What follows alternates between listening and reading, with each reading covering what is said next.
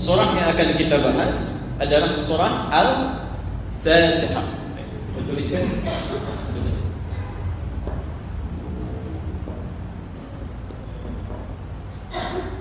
Terdiri dari kalimat Fatihah plus al di depannya. Pelan-pelan. Fatihah itu artinya yang membuka, sesuatu yang membuka. Pelan-pelan. Apa yang dibuka kan belum jelas, ya, belum jelas. Nah, ketika ditambahkan dengan alnya berbentuk sesuatu yang luas, komprehensif, bermakna segala, ini memberi kesan kepada kita bahwa dengan kita memahami surah ini, kenapa dinamakan dengan Fatihah ditambah dengan seakan-akan memberi pesan bukan hanya satu dua yang terbuka, segalanya akan terbuka. Apa yang dimaksud segalanya akan terbuka? Segala yang baik-baik yang kita butuhkan. Di seakan-akan kalimat singkatnya, kalau kita memahami kandungan surah Al-Fatihah ini, maka seluruh kebaikan di muka bumi ini plus di akhirat nanti yang kita harapkan akan terbuka. Semua yang tertutup terbuka, semua yang sulit jadi mudah. Jadi kalau kita memahami kandungan Al-Fatihah dari ayat pertama sampai dengan akhirnya, maka semua yang kita butuhkan dalam kehidupan ini, baik dunia ataupun akhirat nanti, akan terbuka kebaikannya pada kita semua. Jelas di sini? Jadi yang sulit akan mudah, penyakit akan sembuh, sesuatu yang tidak bisa dijangkau akan terjangkau. Jelas ya? Baik. Karena itu, mohon izin, saya mohon fokus nanti membahas surah ini, karena ini surah yang sangat penting. Bahkan saking pentingnya diletakkan sebagai surah pertama di Quran, membuka mushaf. Saking pentingnya menjadi surah pertama yang dibaca dalam salat, bahkan diulang-ulang. Dan hari ini nanti kita akan bahas kenapa surah ini diulang-ulang dalam salat.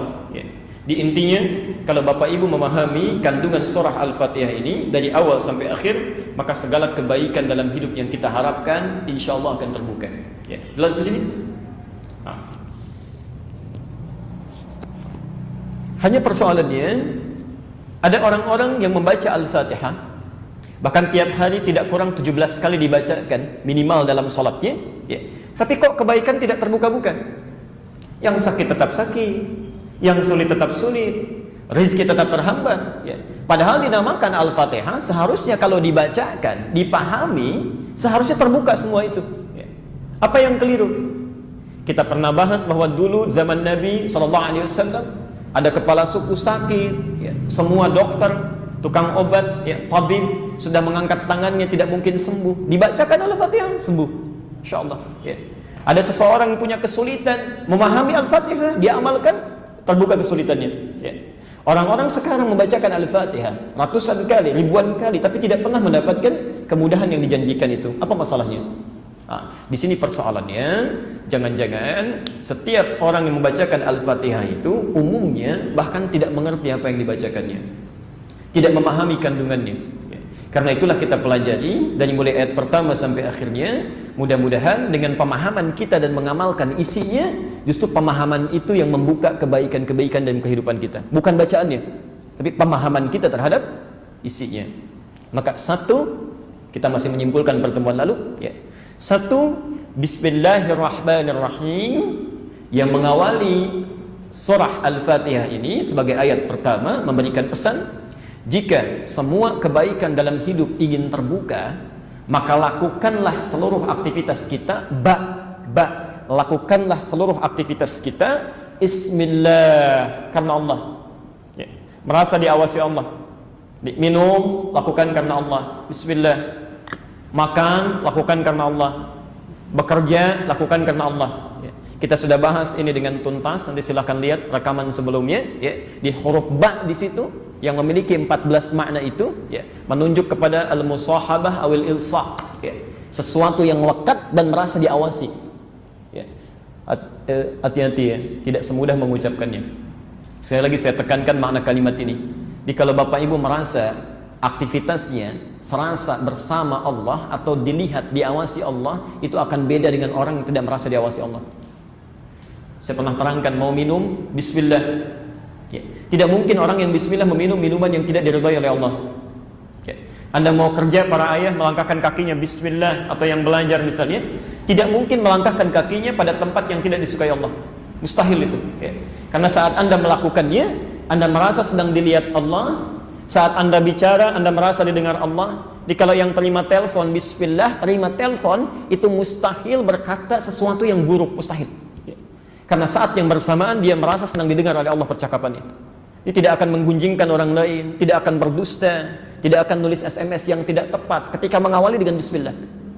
Nah, kalau sudah sesuatu dilakukan karena Allah, maka perbuatannya disebut dengan takwa. Pelan-pelan. Kalau ketakwaan sudah meningkat, maka terbukalah dua peluang dalam kehidupannya. Ya. Satu, pelan-pelan, lahir kemudahan dalam kehidupan dunianya. Ya. Jadi kalau seseorang melakukan sesuatu karena Allah, merasa dekat dengan Allah, yang punya rezeki Allah, yang punya solusi Allah, yang punya kemudahan Allah, ya, maka seluruh kehidupan dunianya akan mendapatkan kemudahan dari Allah Subhanahu wa taala. Ya. Masalahnya diurai. Dalilnya Quran surah ke-65 ayat 2 sampai 3. Pelan-pelan. Quran surah 65 At-Talaq ayat 2 sampai 3.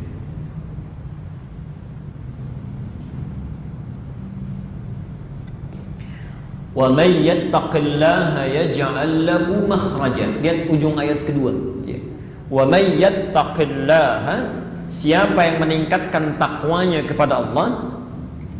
Tadi saya sudah sampaikan, kalau minum dilakukan karena Allah, makan dilakukan karena Allah, bekerja merasa dilihat Allah, segala perbuatan yang dilakukan karena Allah, tadi disebut apa? Takwa, ya.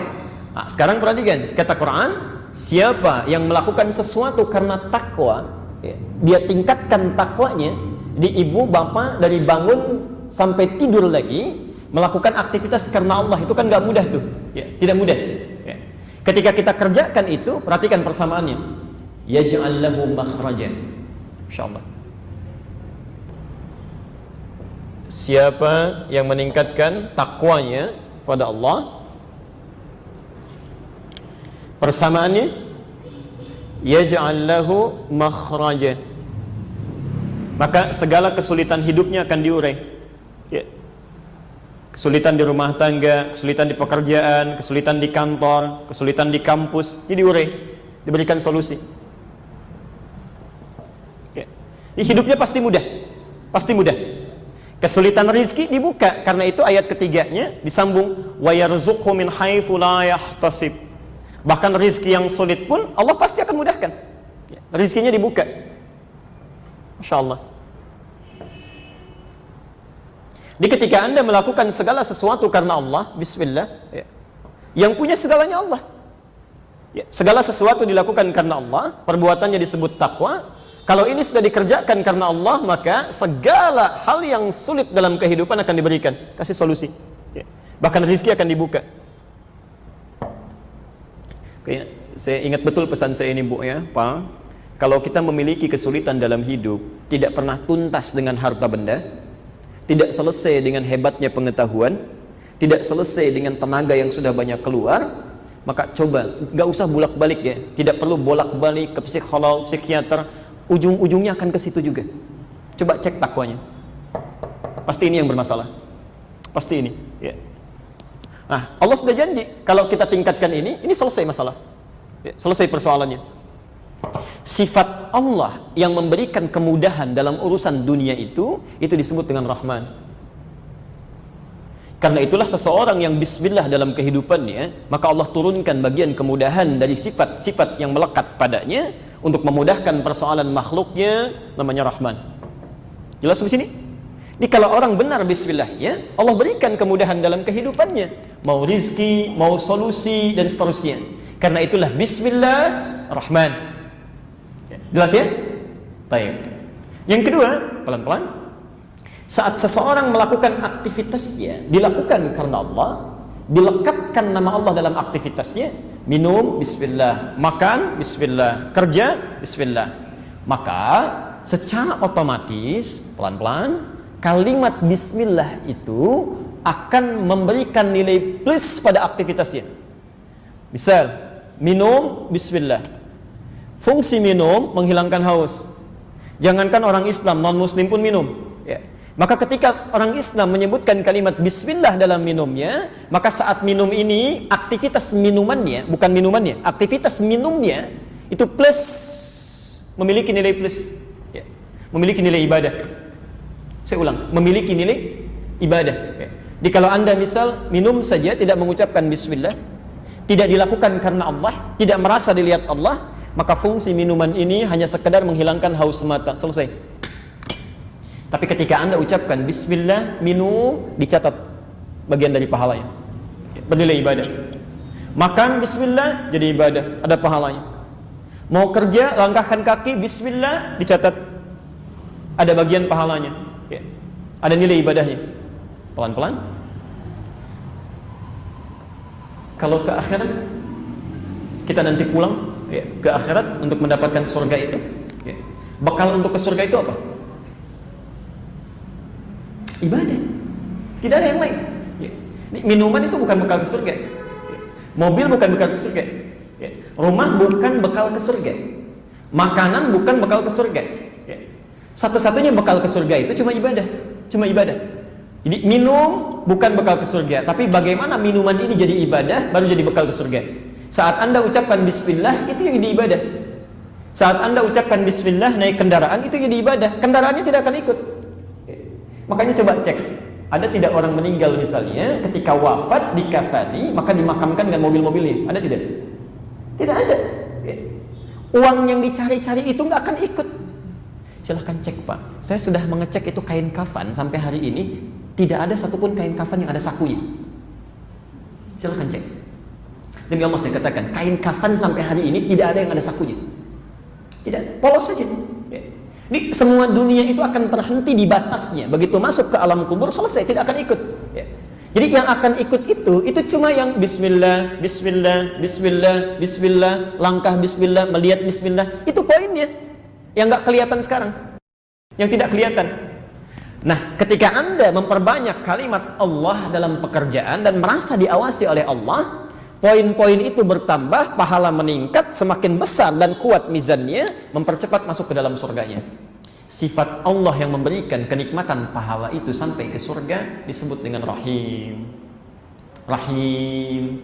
Karena itu setelah kalimat Rahman diletakkan kalimat Rahim, seakan-akan memberi pesan, jika Anda melakukan pekerjaan karena Allah, pekerjaan itu akan menjadi lebih mudah dan turun keberkahan saat di dunia, plus bernilai pahala untuk bekal menuju akhirat nanti. Kemudahan yang diberikan saat kita berada di dunia, ya, sifatnya disebut dengan Rahman. Sifat Allah yang memberikan pahala dalam ibadah yang melekat pada pekerjaan kita disebut dengan Rahim. Jelas di sini?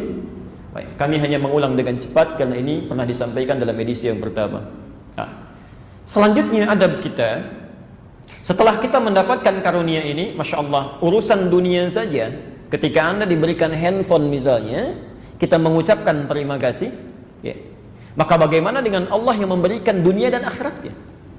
Saya ulang ya, urusan dunia saja, teman kita memberikan handphone, kita ucapkan terima kasih.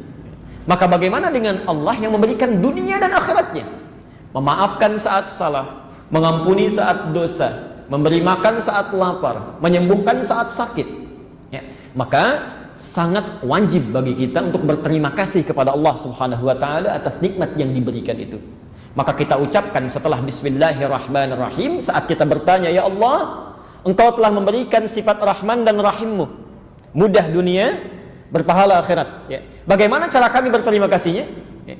Maka diajarkanlah di ayat yang kedua, jika Anda ingin berterima kasih kepada Allah, maka kalimatnya Alhamdulillahi Rabbil Alamin. Dan kita berhenti di sini pada pertemuan yang lalu. Ya.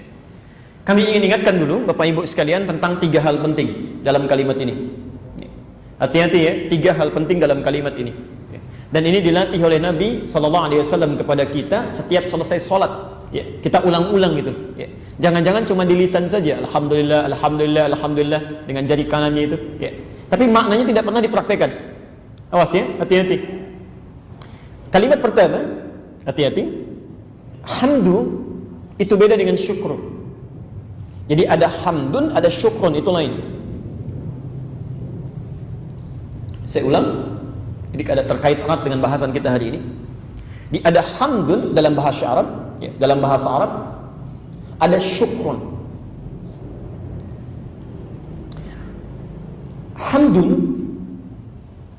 Hamdun adalah ungkapan pujian atau terima kasih, ungkapan pujian atau terima kasih pada satu pemberian,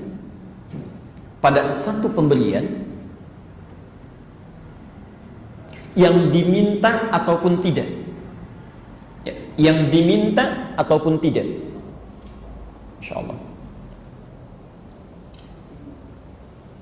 Hamdun adalah satu ungkapan pujian atau terima kasih pada pemberian yang diminta ataupun tidak. Ya.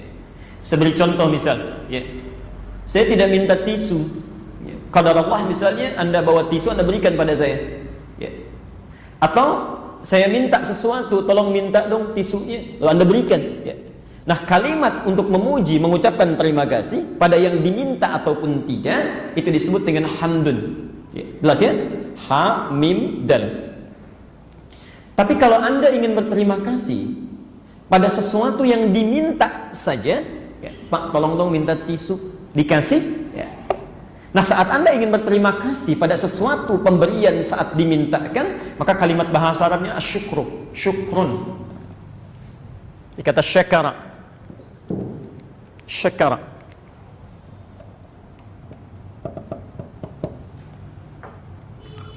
Pelan-pelan, karena nanti ini akan kita bahas dengan lebih banyak.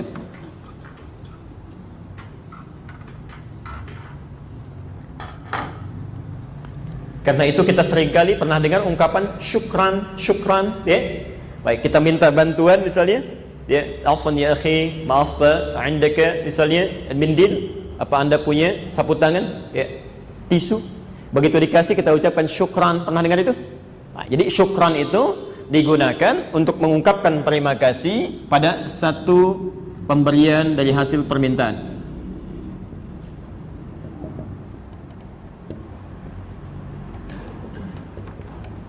Ingat pakai sin besar ya, syukran, bukan sin kecil. Kalau sin kecil sukran artinya mabuk, ya, mabuk. Jadi kalau Anda ucapkan sukran artinya selamat mabuk, ya, tidak tepat. Nah, di dalam surah Al-Fatihah ayat keduanya yang digunakan bukan kalimat syukran tapi kalimat hamdun. Masya Allah. Seakan-akan ada isyarat di situ bahwa saat kita akan bersyukur kepada Allah, ingat betul ini ya, baik, syukuri segala nikmatnya.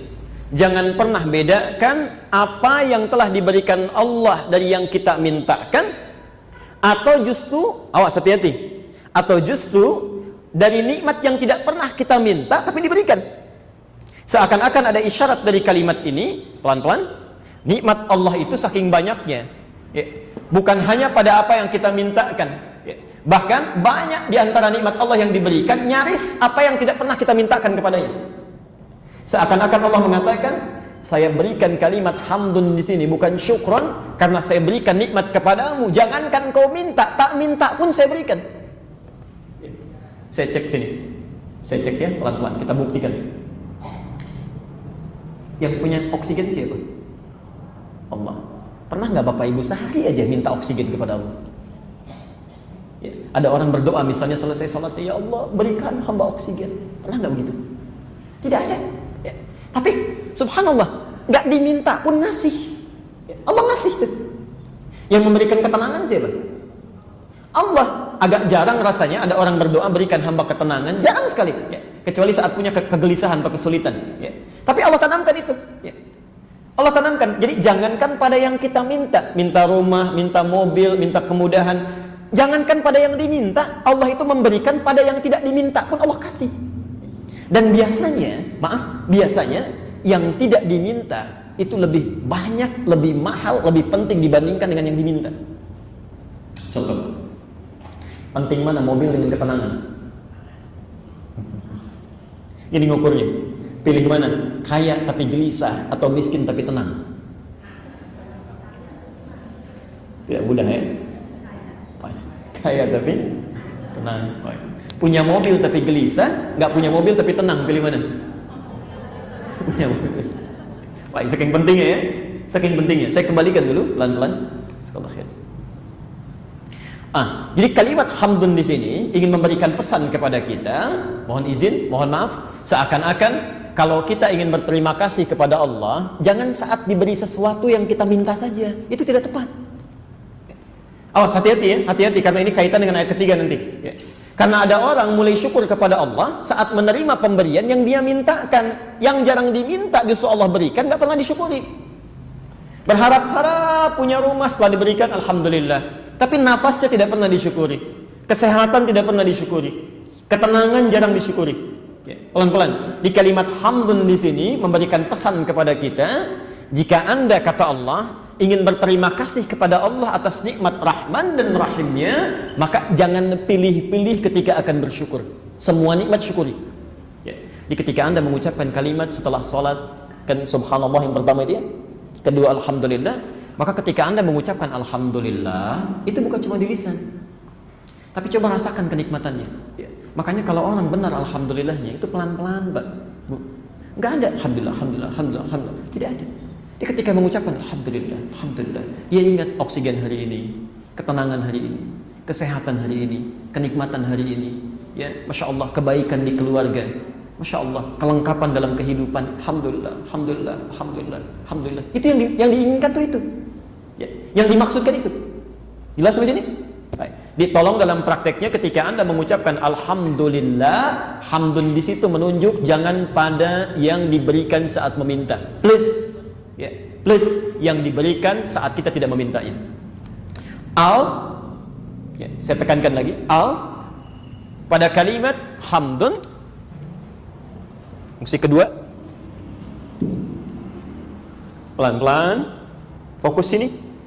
3 hal penting. Bapak Ibu kan sering berdoa, kenapa doanya sulit terkabulkan, diberikannya sedikit dan sebagainya. Kuncinya di sini. Satu kata hamdun sudah kita selesaikan. Kedua ya.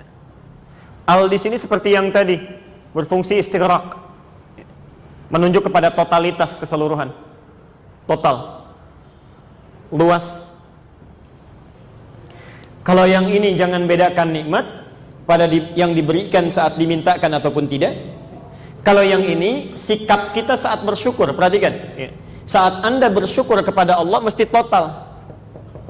Jangan disisipi oleh kalimat-kalimat lain yang menurunkan syukur kita. Ya. Jangan disisipi oleh perasaan-perasaan yang mengurangi kadar syukur kita. Ya. Saya ulang ya, supaya lebih mudah memahaminya. 1, kalimat hamdun ada pesan di situ. Kalau Anda ingin bersyukur, tolong jangan beda-bedakan nikmat. Ya. Baik jawaban dari yang dimintakan atau pemberian dari yang tidak diminta. Kedua, huruf al yang melekat pada kalimat hamdun memberikan pesan kalau ingin memuji Allah mesti total. Jangan diselingi, disisipkan kalimat-kalimat lain yang mengurangi rasa syukur kita. Hati-hati, nanti dampaknya luar biasa. Contoh, saya berikan gambaran pertemuan lalu. Seringkali ada seseorang ketika ditanya, misal sembuh dari sakit, ya, keluar dari rumah sakit, Pak bagaimana kabarnya, sudah baik kan? Alhamdulillah, ya walaupun sedikitlah tinggal latihan jalan. Nah kalau sudah pakai al, iyahnya dibuang, nggak usah pakai ya lagi. Ya. Ibu gimana kondisinya sekarang Papa? Alhamdulillah Pak, semakin lebih baik ya walaupun sedikit-sedikit. Walaupunnya buang, sudah. Ya. Nah nggak usah pakai udah nggak usah pakai walaupun, tidak usah pakai ya. Kalau sudah alhamdulillah total saja, serahkan pada Allah. Ya. Bersyukur apa yang sudah diberikan, nikmati itu. Ya. Karena Allah itu maha tahu apa yang dibutuhkan oleh kita. Ya. Barangkali butuh sedikit kakinya supaya lebih banyak beristighfar lagi. Ya. Diberikan kesembuhan dari kepala sampai dengan lututnya. Sementara di telapak kakinya belum sepenuhnya, supaya banyak zikirnya ditambah lagi. Nanti pahalanya kalau sudah cukup, sudah lebih baik, diberikan keseluruhannya. Ya. Jelas sampai sini? Pelan-pelan. Ya. Di kalimat kedua al menunjukkan totalitas dalam bersyukur. Kalimat ketiga, Rabbul Alamin. Rabbul Alamin. Hati-hati. Memberikan pesan keyakinan dalam nikmat yang diberikan Allah. Memberikan pesan keyakinan dalam nikmat yang diberikan oleh Allah.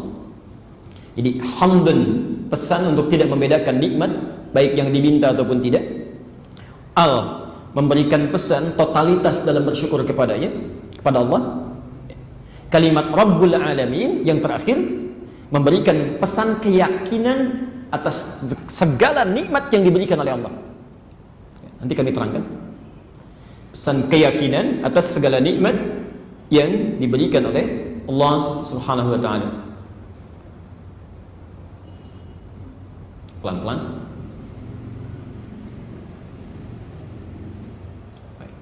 Apa maksud dari kalimat yang ketiga ini yang memberikan pesan keyakinan atas nikmat yang diberikan?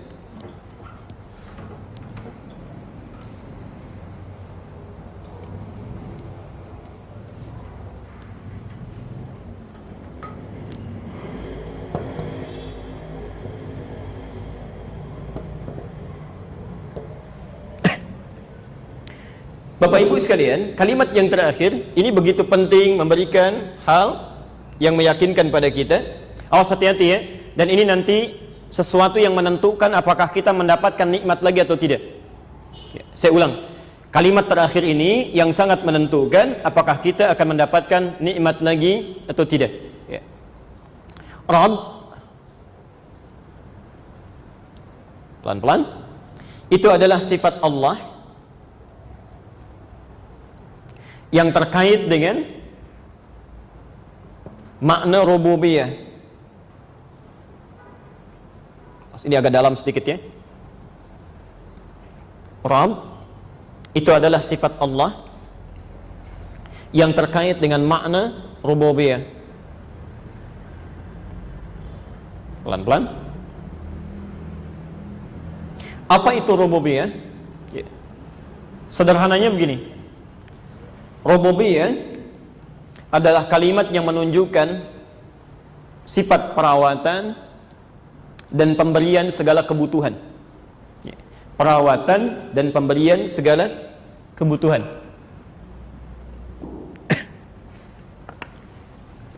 Misal, Anda sakit disembuhkan, kurang diberikan, minta sesuatu dipenuhi, salah dimaafkan, dosa diampuni. Itu rububiyah namanya. Di segala kebutuhan kita yang ingin dirawat dan diberikan segala kecukupannya, sifatnya disebut dengan rububiyah. Nah, nama yang melekat pada Allah, pemilik sifat rububiyah ini, itu disebut dengan Rabb. Rabb. Makanya Bapak dan Ibu saat kita akan memohon kepada Allah, minta ya untuk kebutuhan kita, apa yang sering kita ucapkan? Rabb. Ya. Rabb. Kalau jamak kan Rabbana ya, Rabbana, Rabbana, Rabbana ya. Dan semua redaksi doa di Quran umumnya menggunakan kata ini ya. Doa yang paling favorit apa? Rabbana atina fid dunya hasanah wa fil akhirati hasanah wa qina adzabannar. Al-Baqarah ayat 201 itu kan Rabb ya. Rabbana la tu'akhidna in nasina aw akhtana. Rabbana zalamna anfusana wa illam taghfir lana wa tarhamna lanakunanna minal khasirin. Rabb ya. Kenapa yang dimintakan kalimat Rabb, Rabb, Rabb? Karena sifat ini yang menunjukkan perawatan dan pemberian kasih Allah kepada kita ya. Yang memenuhi kebutuhan kita, melepaskan dari kesulitan ini, rububiyah. Baik, pelan-pelan saya teruskan dulu. Ketika Anda ingin bersyukur kepada Allah, hamdun, jangan bedakan nikmat. Hamdun, jangan bedakan nikmat. Mesti total ya. Total dalam memuji ya. Total dalam memuji, jangan sertakan kalimat-kalimat lain. Ini yang ketiga, ketika Anda mengucapkan kalimat Rabb, yakinkan pada diri kita bahwa semua nikmat ini hanya memang berasal dari Allah ya. Tidak ada peran kita di situ. Saya ulang ya, yakinkan pada diri kita Memang semua nikmat ini berasal dari Allah yang punya sifat rububiyahnya. Kita nggak ada peran di situ. Ya, tidak ada peran kita sedikit pun. Awas, hati-hati ya, hati-hati. Awas, agak tipis-tipis dengan al ini. Kalau al mesti total dalam memuji.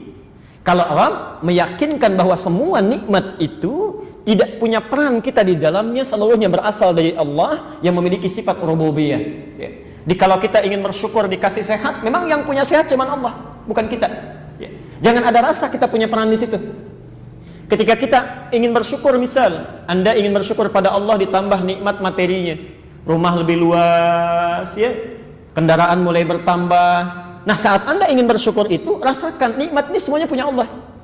Kita nggak punya peran di situ. Ya. Dalam tanda petik peran di nikmatnya, ya. Semua datangnya dari Allah. Pelan-pelan. Ini kadang-kadang sering muncul sesuatu gambaran dari diri kita yang mengurangi kadar keyakinan ini. Ya. Saya beri contoh begini. Bu, anaknya cerdas ya, dapat ranking 1. Alhamdulillah, ini nikmat dari Allah. Tapi ya, ini juga harus belajar. Memang saya mendidik dia, malamnya harus latihan 3 jam sekali. Terus papahnya juga cari yang baik-baik. Itu barangkali yang menentukan dia mendapatkan ranking. Itu sudah mengurangi kadarnya. Jadi kalau kita sudah mengatakan Rabb, maka sudah selesai peran kita di situ. Ya. Serahkan sebagai adab, serahkan. Walaupun kita punya peran ikhtiar di situ, tapi untuk adab kita kepada Allah serahkan. Memang nikmatnya punya Engkau ya Allah. Ya. Kami tidak punya turut campur di dalamnya. Ya. Jelas sampai sini? Nah, maka ditutuplah dengan kalimat Al-Alamin. Masya Allah. Ini yang paling indah. Ini asalnya dari kata alam.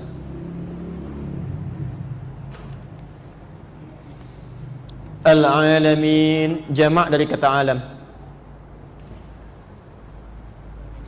Kalau alam itu satu kehidupan, satu komunitas, satu tempat. Misal alam hewan, alam tumbuhan, alam manusia. Tapi kalau kita ingin jamakkan semua alam yang ada di kehidupan ini, alam malaikat, alam jin, alam hewan, alam tumbuhan, manusia dan sebagainya, kalimatnya dijamakkan jadi alamin. Perhatikan kalimat ini. Kenapa ditutup dengan kalimat al-alamin? Seakan-akan memberi kesan kepada kita, maaf, manusia jangan merasa punya peran dalam kenikmatan yang engkau dapatkan itu. Jangan merasa memiliki bagian dari apa yang engkau dapatkan itu. Ya. Semua milik Allah, semua Allah berikan. Kalau engkau punya sikap yang demikian, total memuji Allah, tidak membedakan nikmat, tidak punya peran dalam nikmat dan tunduk kepada Allah, Masya Allah, maka Allah akan berikan nikmat kepadamu yang sangat luas. Jangankan engkau, seluruh alam saja membutuhkan, bisa Allah berikan.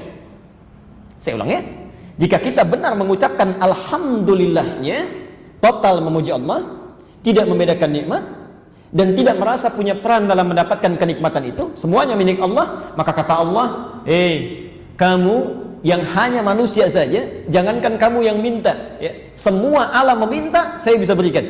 Ya, semua alam meminta, saya berikan. Di kalimat terakhir ini memiliki 2 makna yang besar pada diri kita. Satu, Allah berjanji, jika Anda betul syukurnya kepada Allah Subhanahu wa ta'ala dengan 3 makna tadi, maka seluruh kebutuhan kita baik dunia akhirat itu akan diberikan. Jangankan kebutuhan kita, kata Allah, semua alam saja minta, saya berikan, apalagi cuma kamu. Jelas ya? Seakan-akan, ya Allah, mohon mudahkan hidup saya. Dibalikan, apa cuma itu saja? Jangankan kamu seorang, semua alam minta kemudahan, saya berikan. Jadi kalau kita benar syukurnya kepada Allah, maka akan diberikan oleh Allah satu kenikmatan yang besar yang dibandingkan dengan kenikmatan seluruh alam. Jelas? Yang kedua, ini kalimat ta'dibul tawadhu. Ya. Pengajaran untuk kita merendah hati. Merendah hati. Seakan-akan Allah ingin menyampaikan, kalau kamu punya nikmat, ya, mendapatkan satu titipan kebaikan dalam kehidupan, lantas kurang syukurnya kepada Allah, atau bahkan tidak bersyukur sama sekali, seakan-akan ada kecaman di ujung ayat ini. Apa sih yang kamu miliki? Kamu punya apa sih sampai merasa tidak bersyukur kepada aku? Dalam bahasa Allah, ya.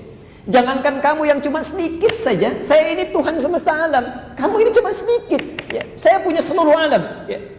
Apa layak sesuatu yang kamu miliki yang sedikit itu kamu banggakan, sedangkan kamu saat pulang tidak akan membawanya? Saya Rabbul Alamin, saya Tuhan semesta alam. Di kalimat kedua, makna kedua, seakan-akan memberi pesan, maaf, kata Al-Alamin, selain memberikan pesan, Allah akan berjanji memberikan segala kebutuhan kita walaupun sepenuh alam. Yang kedua, maaf, berisi pendidikan kepada kita agar tidak menyombongkan diri dengan nikmat yang ada, atau tidak ingin bersikap syukur karena nikmat yang kita dapatkan sesungguhnya hanya sedikit dibandingkan dengan nikmat seluruh alam ini.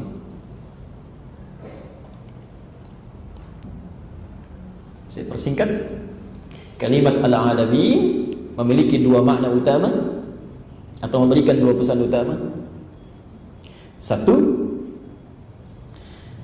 jaminan dari Allah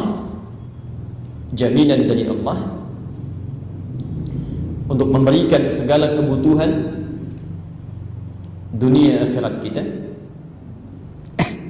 Jaminan dari Allah untuk memberikan segala kebutuhan dunia akhirat kita. Kalau bahasa bebasnya begini ya, kau mau minta apa sih? Jangankan untuk kamu, semua alam minta saja saya berikan, apalagi cuma untuk kamu. Jelas ya?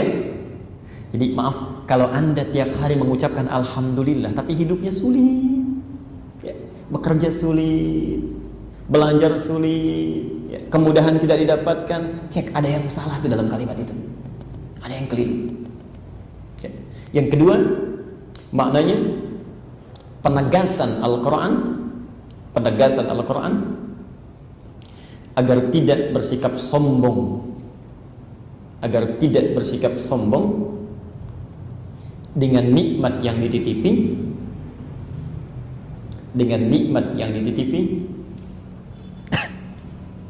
penegasan Al-Quran agar tidak bersikap sombong dengan nikmat yang dititipi,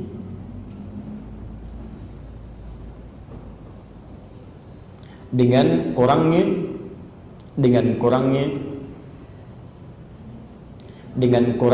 rasa syukur,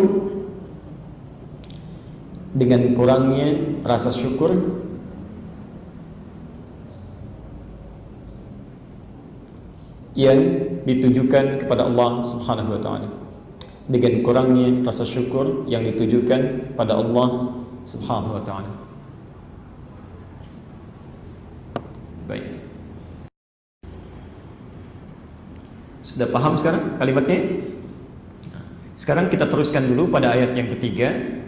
Setelah itu baru di akhir kita akan bahas bagaimana cara mensyukuri nikmat supaya mendapatkan kemuliaan nikmat itu. Lihat rumusnya pelan-pelan.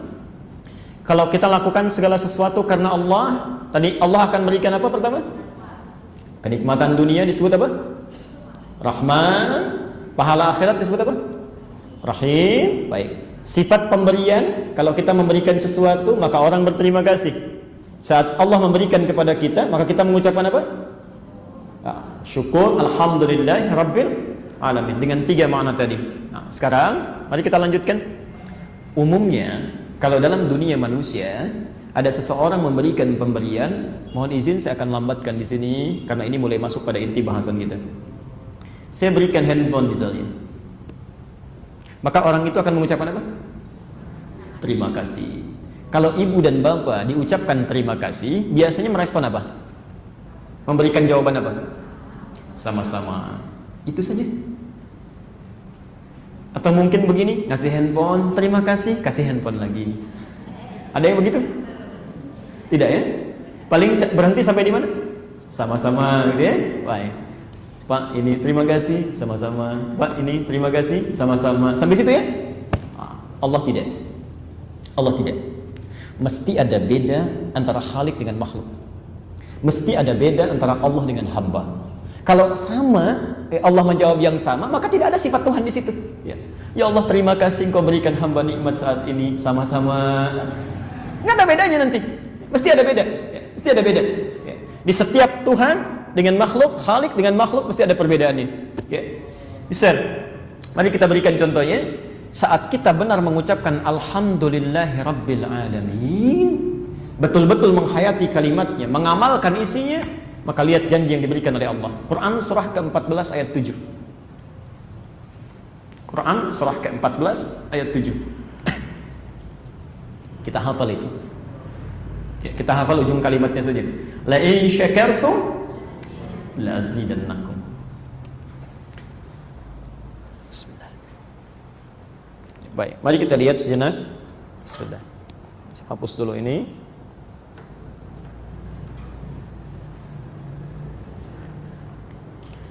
Baik, kami tuliskan sejenak. La in syakartum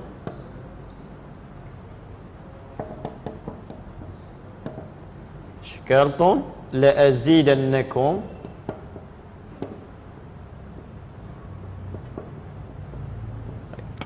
Perhatikan rumusnya, ini persamaan Quran ya. Baik, Bapak Ibu sekalian, saya mohon izin sebentar untuk mengingatkan. Ingat, kalau kita berbicara Quran, maka kaidah pertama yang dibuka oleh Allah dalam Al-Quran itu tidak boleh ragu. Saya ulang ya.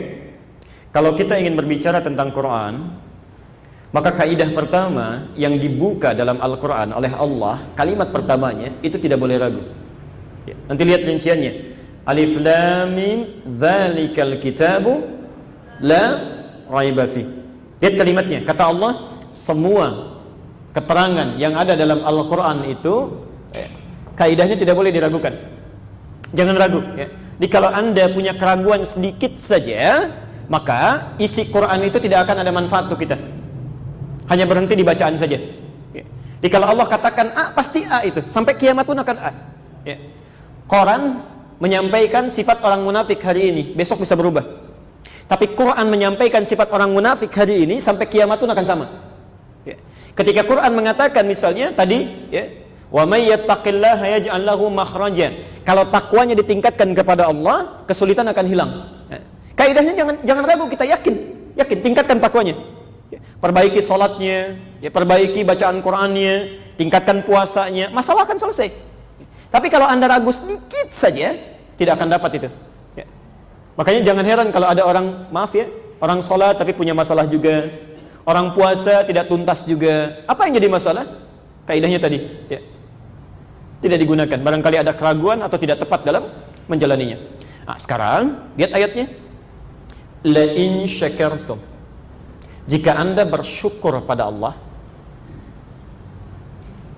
berterima kasih atas nikmat yang diberikan ya. Allah kasih kita rahman, kemudahan dunia. Allah kasih kita rahim, pahala akhirat. Lalu kita syukuri itu ya. Terima kasih ya Allah, alhamdulillah, terima kasih ya Allah, masya Allah. Perhatikan, la azidannakum, menggunakan la, bukan li tapi la. Kemudian azidannakum, kata Allah, pasti aku akan tambahkan kembali nikmat itu. Saya ulang, kata Quran, jika Anda bersyukur atas nikmat yang diberikan, Rahman dan Rahim ini disyukuri, kaidahnya kata Quran, di kaidahnya tidak boleh ragu, kaidahnya orang yang bersyukurnya benar, maka nikmat yang telah Allah berikan itu pasti akan ditambah kembali ya, diberikan lagi. Dan hebatnya ketika Allah mengatakan akan ditambah lagi, itu tidak langsung mengatakan tambah, tapi diawali dengan la ya. Padahal bisa Allah mengatakan la in syakartum azidannakum, la-nya dibuang, la-nya dibuang ya. Tapi kenapa menggunakan huruf la ya, la ini disebut dalam bahasa Arab dengan harfut taukid ya. Huruf yang menguatkan ya, yang meyakinkan. Seakan-akan Allah berkata begini, hei, kalau engkau bersyukur kepadaku, yakinkan kepada dirimu, pasti aku akan gandakan nikmat itu ya. Aku akan tambahkan lagi. Saya beri ilustrasi begini, kalau saya katakan, kalau ibu saya sampaikan sesuatu, percaya nggak? Alhamdulillah, nanti jam 3 ada Presiden Pak Jokowi kesini, percaya nggak? Oh, enggak. Baik. Kalau Nabi yang sampaikan, percaya nggak? Percaya. Kalau Allah yang sampaikan ya. Allah tidak harus berjanji, tidak harus meyakinkan kita untuk mengatakan sesuatu. Yang Allah sampaikan pasti benar. Ayat ini saking pentingnya ingin menegaskan kepada kita, sampai ditambah la, padahal tidak pakai la pun pasti ditambah. Tidak pakai la pun pasti ditambah. La in syakartum azidannakum, pasti ya. Tapi kenapa menggunakan la? Seakan-akan ada kalimat di situ yang mengisyaratkan pada kita sebagai motivasi ya, memberikan dorongan ya. Ayo cepat syukur. Jangan biarkan nikmat itu mengendap begitu saja, kamu harus tambahkan lagi ya. Kamu harus dapatkan lagi. Saking sayangnya Allah kepada kita ketika memberikan nikmat, Allah ingin nikmatnya jangan sedikit, harus banyak. Allah ingin tidak berhenti sampai di situ. Saking sayangnya kepada hambanya, apa sudah cukup belum? Ayo jangan berhenti di situ, harus tambah lagi, tambah lagi. Lalu Allah kuatkan pada kita, kamu harus yakinkan pada dirimu, kalau engkau sikapi dengan syukur, maka aku akan terus tambahkan, terus tambahkan, terus tambahkan. Yakin sampai sini? Jelas sampai sini? Baik. Karena itulah ketika Allah menutup kalimat ini di ayat keduanya dengan Alhamdulillahi Rabbil Alamin, jika Anda benar syukurnya, tadi kan di ujung berjanji, jangankan kamu minta untuk kebutuhanmu, seluruh alam saja minta saya berikan. Maka ketika kita berkata, ya Allah, kami syukuri itu nikmat yang Engkau telah berikan, maka Allah tepati janjinya, ditambahkan kembali nikmat yang telah diberikan kepada kita. Tadi maaf, pelan-pelan, kalau kita lakukan sesuatu karena Allah, kita mendapatkan apa? Sifat dunia tadi Rahman, sifat akhirat Rahim. Ketika Anda mensyukurinya, maka Allah akan berikan kembali itu didobel, ganda, 2 kali lipat. Karena itulah setelah Alhamdulillahirabbil alamin diberikan kembali Ar-Rahman Ar-Rahim. Jadi bukan pengulangan, ya. Tidak ada pengulangan dalam Al-Quran, ya. Saya tegaskan, tidak ada ayat yang diulang dalam Al-Quran, ya. Tidak ada ayat yang diulang dalam Al-Quran. Kalau dalam kaidah ilmu tafsir itu taksisun li maknan jadid, ya. Untuk memberikan makna-makna baru yang terkait dengan ayat sebelumnya.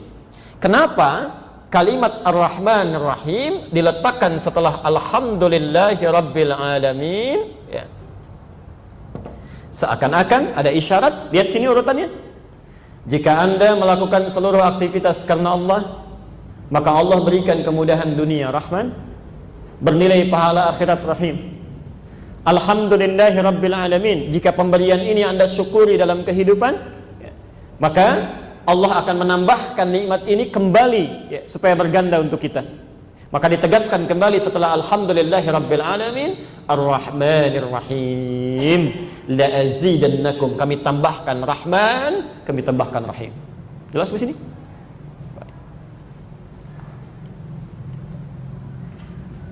Pelan-pelan.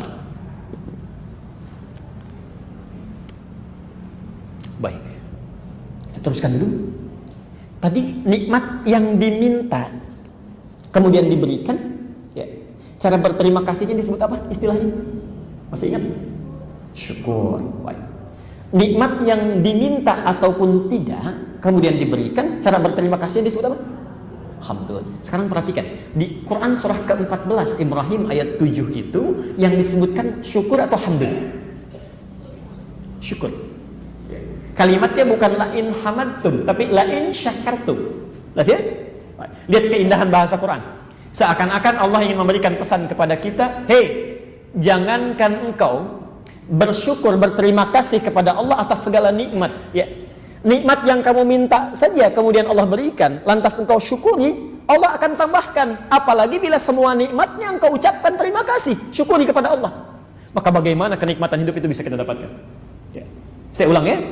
Jangankan pada hamdun, pada syukur saja, la in syakartum, ini pada nikmat yang ibu bapak mintakan lalu Allah berikan, kemudian kita syukuri, ya, itu pasti digandakan. Maka bagaimana dengan orang yang selalu bersyukur kepada Allah, memuji Allah atas semua nikmat yang diberikan tanpa membeda-bedakannya. Alhamdulillah, terima kasih ya Allah atas nikmat oksigen di hari ini. Terima kasih ya Allah atas nikmat ketenangan di hari ini. Terima kasih ya Allah atas nikmat kebahagiaan di hari ini. Masya Allah. Orang bersyukur atas pemberian yang diminta saja, Allah tambahkan. Ya Allah, terima kasih Engkau memberikan harta benda hari ini. Ya Allah, terima kasih Engkau memberikan kesehatan pada anak-anak hamba. Allah tambahkan lagi. Allah tambahkan lagi. Maka bagaimana dengan nikmat yang tidak pernah diminta dan selalu disyukuri? Maka semua akan bertambah, akan bertambah, akan bertambah. Masya Allah. Ya.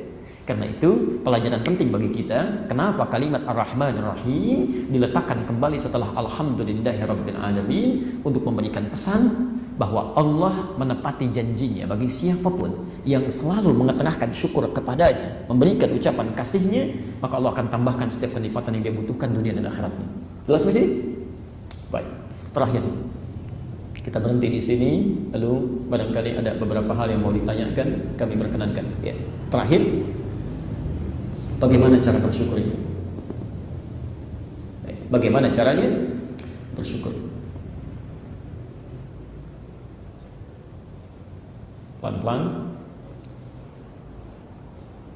Tadi kan kita baru berhenti cara mengungkapkan ya, cara mengungkapkan. Sekarang cara mensyukuri nikmatnya.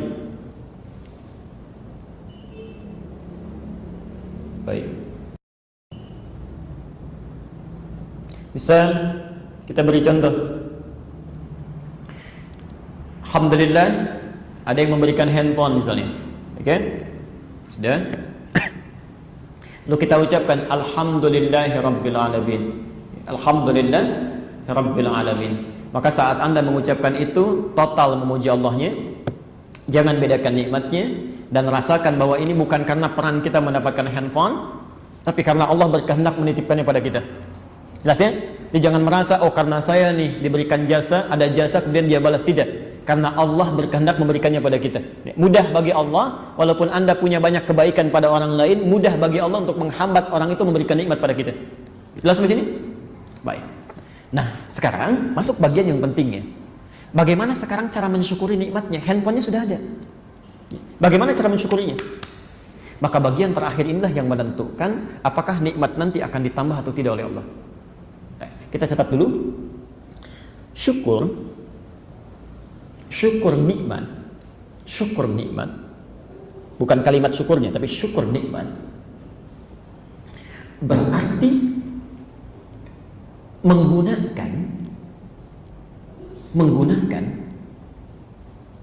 segala nikmat yang dititipkan, pelan-pelan, menggunakan segala nikmat yang dititipkan sesuai dengan fungsi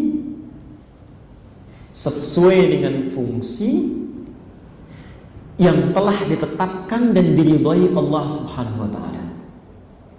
Sesuai dengan fungsi yang telah ditetapkan dan diridhai Allah Subhanahu wa taala. Menggunakan segala nikmat yang dititipkan sesuai dengan fungsi yang telah ditetapkan dan diridhai Allah Subhanahu wa taala. Tolong catat betul, ini bagian yang sangat penting yang menentukan apakah sifat Rahman dan Rahim di ayat ketiganya diberikan pada kita atau tidak. Baik. Bapak dan Ibu sekalian, perhatikan betul. Ya. Syukur nikmat itu tidak berhenti di kalimat alhamdulillah saja. Tidak. Ya. Tapi disusul dengan pembuktian kepada Allah dengan menggunakan nikmat yang diterima itu sebagai titipan sesuai dengan fungsi yang ditetapkan oleh Allah dan Allah sukai itu. Ya. Misal, saya tadi contohkan misalnya handphone. Allah titipkan pada kita. Ya. Apa fungsi handphone? Komunikasi. Tidak sampai situ. Kalau cuma berkomunikasi, non-muslim pun bisa gunakan itu. Pencuri pun bisa gunakan itu. Ya. Kijang 1, kijang 2, kijang 1, kijang 2. Nah, ternyata apa nih ya, tikusnya sudah pergi, kan? Nah, itu Masya Allah, macam-macam itu. Ya. Yang dimaksud orangnya sudah nggak ada, sudah keluar dari masjid, tapi sendalnya masih di situ, tak ambil, gitu ya. Ya. Macam-macam. Pencuri pun bisa berkomunikasi, penjahat pun bisa. Tapi seorang muslim yang bersyukur dengan nikmat handphone yang dititipkan, maka tidak akan berhenti sampai kalimat itu. Berkomunikasi pada apa yang disukai Allah. Ya. Jadi tidak mungkin, mustahil ada orang bersyukur dengan handphone yang dia gunakan pada yang tidak disukai. Buat status yang tidak disukai. Saya tidak nyangka ya ternyata dia begitu. Itu bukan syukur. Ya. Tidak mungkin mengucapkan kalimat yang tidak disenangi. Ya. Kalimat-kalimat kotor, kalimat-kalimat buruk. Tidak mungkin mengirimkan sesuatu via handphonenya pada yang tidak diridhai oleh Allah. Gambar-gambar yang tidak tepat. Menggunakan handphonenya untuk mengakses berita yang tidak tepat. Itu mustahil. Ya, mustahil. Jadi kalau Anda mengucapkan alhamdulillah, tapi buktinya berseberangan dengan apa yang diucapkan, yang diikrarkan, maka tidak akan muncul nikmat yang selanjutnya itu. Berhenti sampai di situ. Ya. Ini baru handphone. Sekarang saya akan tunjukkan bagaimana mempraktekkan syukur mulai dari diri kita secara fisikal sampai nikmat yang melekat pada diri kita seluruhnya. Contoh, kita ingin lihat dulu dari kepala sampai ujung kaki. Sebelum yang lain dulu ya, sebelum pakaian ditempelkan, kacamata, jam tangan, ya, rumah, mobil dan sebagainya. Mulai diri kita dulu. Ya. Yuk kita ambil contoh dari Quran pelan-pelan. Nikmat mata. Saya mau tanya dulu, yang punya diri kita siapa? Yakin? Apa dalilnya? Quran surah Al-Baqarah surah 2 ayat 156. Alladzina idza asabathum musibah qalu inna lillahi wa inna ilaihi raji'un. Biasanya kalau dengar kalimat itu yang terbayang apa? Wah, ada yang meninggal, ada kematian. Padahal kalimat itu jauh, ya. Bukan ke situ saja arahnya. Maknanya luas. Ya. Inna, ingat bukan inna. Ya. Ingat ada alifnya. Inna, ya. Bukan inna pendek. Bukan inna pendek. Kalau pendek itu huruf taukid saja menguatkan. Wal 'as innal insana lafi khusr. Nanya pendek. Tapi kalau inna itu menunjukkan pada pribadi, pada kita secara total. Inna itu dua huruf yang disatukan. Inna pendek plus na. Inna plus na begini. Ya. Jadikan satu menjadi inna. Ya. Ini huruf untuk meyakinkan. Ini singkatan dari nahnu, kami. Seakan-akan kita mengungkapkan, ya Allah, kami yakinkan pada diri kami. Ya. Sungguh diri kami ini seutuhnya, dari ujung rambut sampai ujung kaki, kami seutuhnya lillahi, semua milik Allah. Lillah, semua milik Allah. Masya Allah. Jangankan mobil, handphone, kendaraan, diri kita saja yang punya Allah. Ya. Dan ketika Anda mengatakan itu, ingat ya, itu komitmen. Ketika Anda mengatakan itu, kita menegaskan pada Allah, kita nggak punya. Yang punya Allah. Nah, sekarang saya mau tanya, kalau yang punya mau ngambil boleh nggak? Yang jadi masalah ketika diambil, yang dititipi marah. Ya. Kan aneh namanya. Ya. Orang menitipkan sesuatu, kok mau diambil, kok orang dititipin marah? Ya. Seharusnya terserah yang punya dong. Setelah yang nitip, terserah yang nitip. Ya. Ibu punya mobil, ya, bapak punya mobil, masuk ke lahan parkir. Ya. Begitu mau dipakai, dibawa pulang, tukang parkir marah. Kok dibawa pulang, Bu? Emang kenapa? Saya yang punya. Ya. Kan aneh ya? Baik, jadi mata kita punya Allah, telinga punya Allah. Terserah Allah mau diambil kapan saja. Ya. Terserah Allah. Mau diambil sekarang, mau diambil besok, yang punya Allah kok. Nggak usah marah. Yang jadi masalah adalah hukum dititipi. Hukum dititipi di alam manapun itu selalu melekat pada pemeliharaan. Setiap yang dititipi punya konsekuensi, tanggung jawab untuk memelihara dan merawatnya. Bapak pernah nggak terfikir bagaimana responnya kalau menitipkan motor misalnya di satu tempat parkir, begitu mau diambil spionnya hilang, standarnya rusak, ya, bannya pecah, bagaimana responnya? Nah, sekarang saat nanti satu kali Allah akan mengambil, Allah akan melihat dari mulai ujung rambut sampai ujung kaki, apakah digunakan sesuai dengan fungsi yang telah Allah tetapkan atau tidak. Ya. Maka yuk kita lihat fungsi mata apa? Tuh, sudah keliru. Kalau cuma melihat, penjahat pun bisa lihat. Kalau cuma melihat, non-muslim pun bisa lihat. Kalau Anda ingin mensyukuri dengan nikmat pandangan ini, Allah titipkan mata, pandangan, keadaan sehat, ingin disyukuri, maka kalimatnya tidak berhenti pada di situ. Melihat yang baik-baik, melihat yang diridhai oleh Allah Subhanahu wa taala. Makanya kalau orang syukur dengan pandangannya, ketika melihat sesuatu yang tidak Allah suka, dia akan palingkan. Tidak akan dia lihat. Tidak akan dia lihat.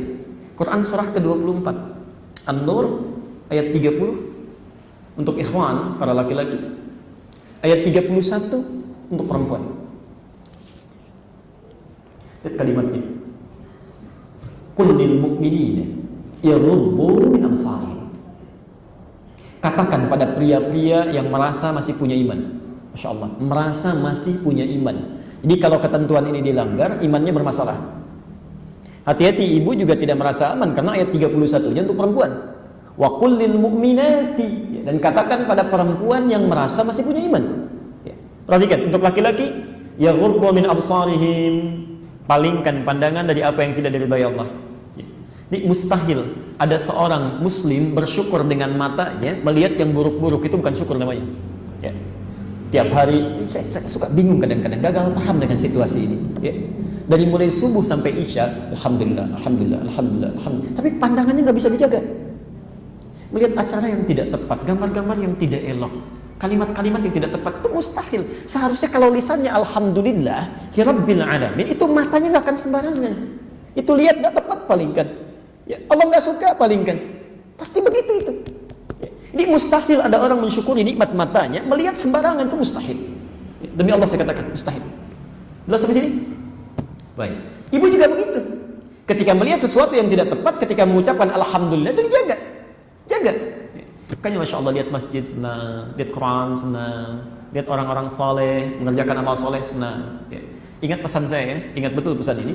Nanti di Nurul Bahri kami ajarkan ilmunya di Tazkiyatun Nafas. Hukum penglihatan tidak berhenti sampai di sini. Di orang-orang yang terbiasa melihat yang baik, baik lawannya apa? Buruk. Ingat betul ini ya. Kalau seseorang merasa melihat yang baik-baik, hukum ini berlaku. La in syakartum la azidannakum. Jadi kalau orang terbiasa melihat baik, maka kebaikan dikumpulkan oleh Allah. Dan dia akan alergi melihat yang jelek. Tidak akan sanggup. Ya. Tapi sebaliknya, kalau seseorang terbiasa melihat yang buruk, ya, maka baik tidak akan pernah bersatu dengan yang buruk, tidak akan nyambung. Ya. Minyak tidak akan pernah nyatu dengan air. Makanya kalau orang kebanyakan lihat yang jelek, yang baik itu tidak akan pernah peka. Tidak akan nyambung. Ya. Ingat betul ya, baik hanya akan nyambung dengan yang baik-baik, yang jelek dengan yang jelek-jelek. Ya. Tidak akan pernah bertemu baik dengan buruk, mustahil. Ya. Ada orang pakai baju koko lewat, ya, Masya Allah, dengan yang bertemu dengan yang pakai jubah. Itu tidak kenal pun, pasti bisa sapaan. Assalamualaikum, minimal senyum. Ya. Tidak pernah terjadi, bisa ada orang pakai baju koko, ada maaf ya, orang sedang mabuk, ada tato, jalan misalnya, Assalamualaikum, gak ada. Lewat aja gak akan nyambung. Ya. Tidak ada chemistry-nya. Ya. Karena itu, maafkan saya kalau kalimatnya kurang bagus. Jika Anda masih bisa mungkin melihat sesuatu yang tidak Allah sukai, maka ada yang salah tuh yang masuk ke dalam pandangan. Ada yang keliru masuk ke dalam pandangan. Ya. Karena mustahil seorang muslim bisa melihat sesuatu yang tidak disukai. Itu baru mata. Coba cek sampai ujung kaki. Telinganya, mulutnya. Hati-hati mulut yang paling bahaya ya. Karena mulut ini merambat ke semua organ tubuh. Ya. Bahkan nanti di Quran dilukiskan begini. Ada orang yang salah makan, ya. Kemudian masuk makanannya haram, beredar dengan darahnya, lalu darah itu terus mengedarkan ke seluruh tubuh jadi daging, ya. Dan masuk ke telinganya di sumbatan. Anehnya, ada orang punya telinga tapi nggak bisa dengar karena makan yang haram itu.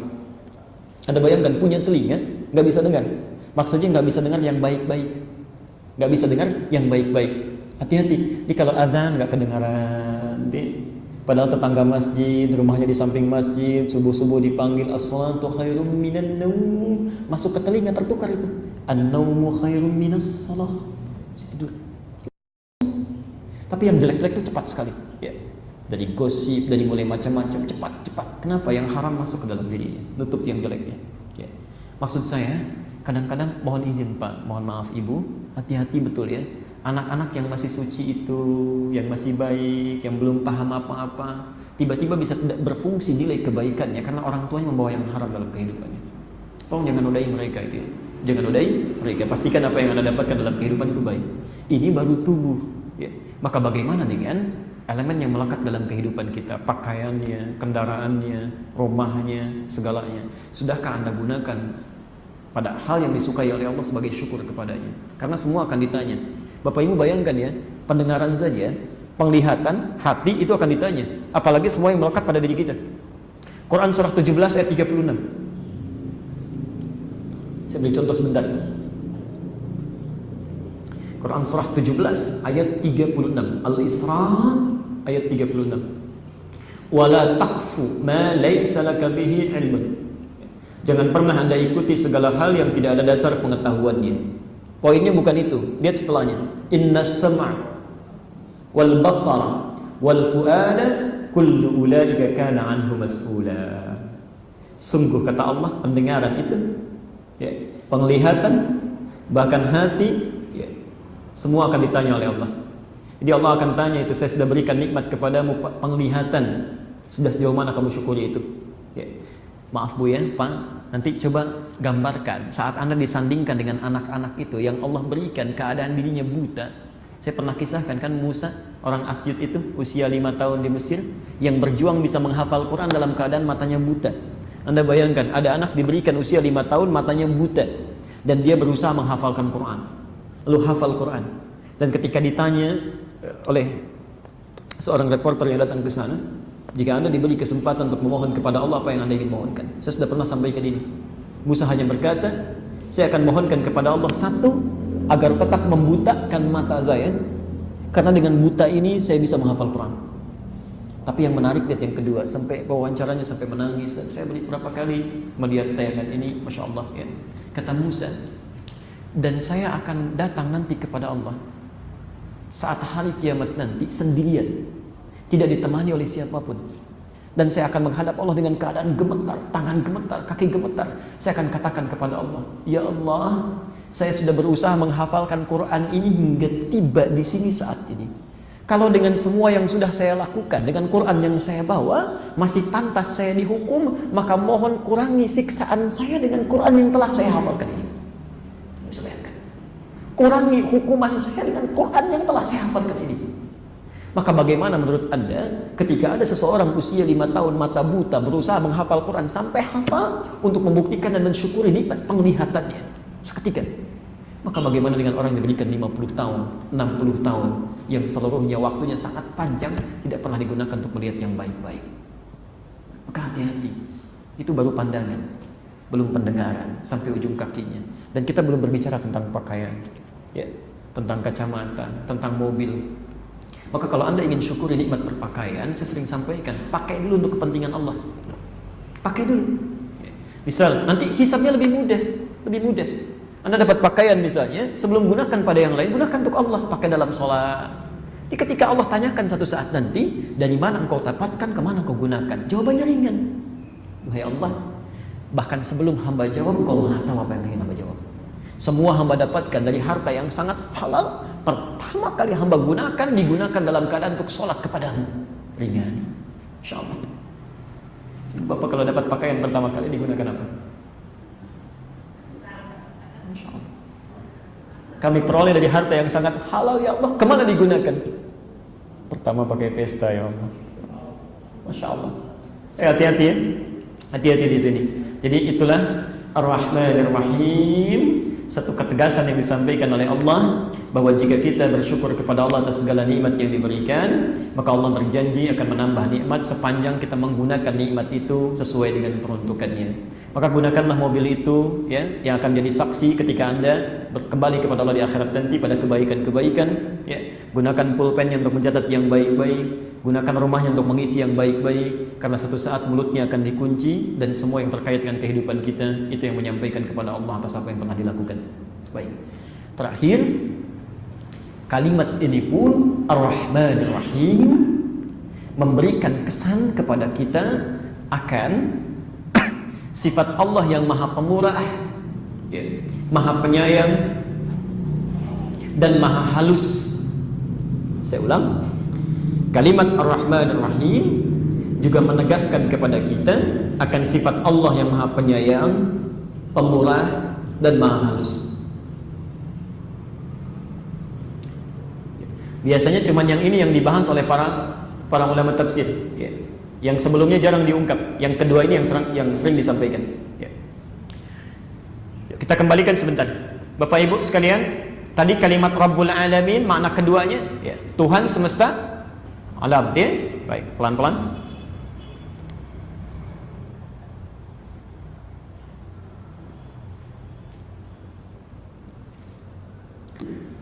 Baik.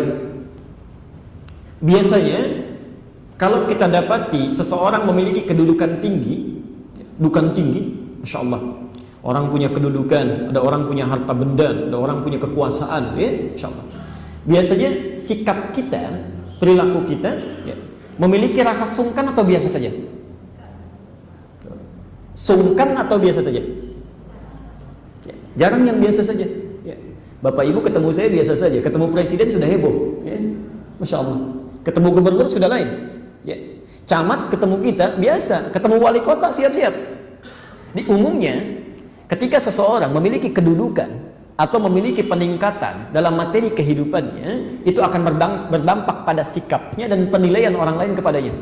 Ya. Ada sungkan ingin menghadap, sungkan ingin bicara, takut salah kalau mengemukakan sesuatu. Ya. Bicara dengan kami mungkin biasa, Tapi ketika diundang presiden barangkali belajar semalaman, kan? Kata-kata apa yang mau disampaikan, jelas ya? Kenapa? Karena ada sesuatu yang dipunyai. Nah, maka Allah mengesankan bahwa Allah jauh dari sifat itu. Allah tetap lembut, Allah tetap halus, Allah tetap menerima siapapun yang ingin kembali kepadanya. Allah tetap mendengar siapapun yang memohon kepadanya. Tidak akan pernah dibedakan mau orang itu miskin, orang kaya, orang fakir, bahkan pendosa sekalipun. Kalau dia ingin kembali kepada Allah, maka didengar keseluruhannya. Ingin menegaskan bahwa maaf, Ar-Rahmanir Rahim, sekalipun saya, kata Allah, Rabbul Alamin, pemilik semua alam, tapi sifat saya beda dengan makhluk. Ya. Saya tidak angkuh pada sesuatu hal yang tidak wajar. Saya tidak sombong pada sesuatu hal yang tidak wajar. Saya tidak membeda-bedakan makhluk saya ketika akan kembali kepada saya. Semua akan saya terima karena saya Rahman dan Rahim. Jangankan seorang hamba yang taat, pendosa paling kakap pun kalau ingin kembali, saya Rahman dan Rahim. Jelas di sini? Seakan-akan ada pesan, jangan pernah bersikap angkuh ketika ada penambahan dalam kehidupan kita karena ada yang lebih dibandingkan dengan itu. Jadi kalau Allah saja yang memiliki seluruh alam tidak angkuh pada yang tidak wajar, maka bagaimana dengan hamba yang cuma punya sedikit, itu pun titipan, masih sombong juga. Ya. Jelas di sini? Ya. Karena itu dulu pernah ada yang sangat kaya di zaman Musa, namanya Qarun. Quran surah ke-28 ayat 76 ya, sampai ayat ke-80-nya itu. Maaf, kalau Bapak Ibu punya brankas, kuncinya umumnya disembunyikan atau dipamerkan? Ini kunci brankas saya, ini kunci brankas saya. Tidak ada ya? Umumnya disembunyikan ya? Qarun tidak. Saya mesti beda dengan yang lain. Saya mesti beda dengan yang lain. Kalau yang lain kayaknya kayak biasa ya, brankasnya disimpan, kuncinya disembunyikan. Saya, orang semua harus tahu ini saya, ini kuncinya ya. Maka kemanapun dia jalan, inna Qaruna kana min qaumi Musa fabagha alaihim. Qarun itu kaumnya Musa ya. Jadi maaf, Qarun itu sepupuan dengan Musa ya. Di bapaknya Musa itu kakaknya bapaknya Qarun. Musa punya bapak namanya Imran, tapi bukan Imran yang di Ali Imran, Imran yang lain ya. Bapaknya Musa namanya Imran, bapaknya Qarun namanya Yesar. Kedua-duanya keturunan dari Kuhas. Kuhas anaknya Lewi, Lewi anaknya Yakub, saudaranya Yusuf, Yakub anaknya Ishak, Ishak anaknya Ibrahim alaihissalam. Kemudian singkatnya Qarun menjadi kaya, untuk menunjukkan saya kaya luar biasa, kekayaan bertambah. Maka kemanapun dia jalan, kata Quran, kemanapun dia jalan, di belakangnya selalu ada 10 orang membawa khusus kunci harta bendanya saja, kunci brankasnya. Kebayang ya, 10 orang kuat membawa kuncinya saja, itu sudah nggak sanggup, sudah tidak sanggup, saking kayanya. Tapi ingin menunjukkan kesombongannya, ingin menunjukkan kesombongannya. Apa hasilnya? Allah murka. Allah murka. Saya saja yang Rabbul Alamin masih Rahman dan Rahim, masa kamu yang punya segitu saja sudah sombong? Allah murka. Bisa dibayangkan, dulu ada orang yang kuncinya saja sudah luar biasa, sombong dihabiskan oleh Allah, maka bagaimana dengan orang yang kunci brankasnya saja tinggal diangkat jari bisa keangkat, kemudian sombong ya. Di ketinggalan zaman ya. Jadi kalau ada dulu orang sombong dihancurkan, sudah ada dulu ya. Yang paling kaya sudah ada, sombong gugur ya. Masa yang hartanya sedikit mau sombong juga, itu ketinggalan ya. Jelas sampai sini ya? Baik, jadi kita akhiri dulu pembahasan kita. Jadi kesimpulan singkatnya ya, Ar-Rahman Ar-Rahim memberikan pesan kepada kita bahwa nikmat yang disyukuri akan selalu mengembalikan berlipat ganda dalam kehidupan kita, dan nikmat yang dititipi jangan sampai membuat kita merasa angkuh dalam kehidupan, karena Allah pun pemilik nikmat tetap memiliki sifat halus dan lemah lembut dalam sikapnya terhadap hamba. Baik, kita kira itu ayat yang bisa kita bahas sampai dengan hari ini. Ar-Rahman Ar-Rahim.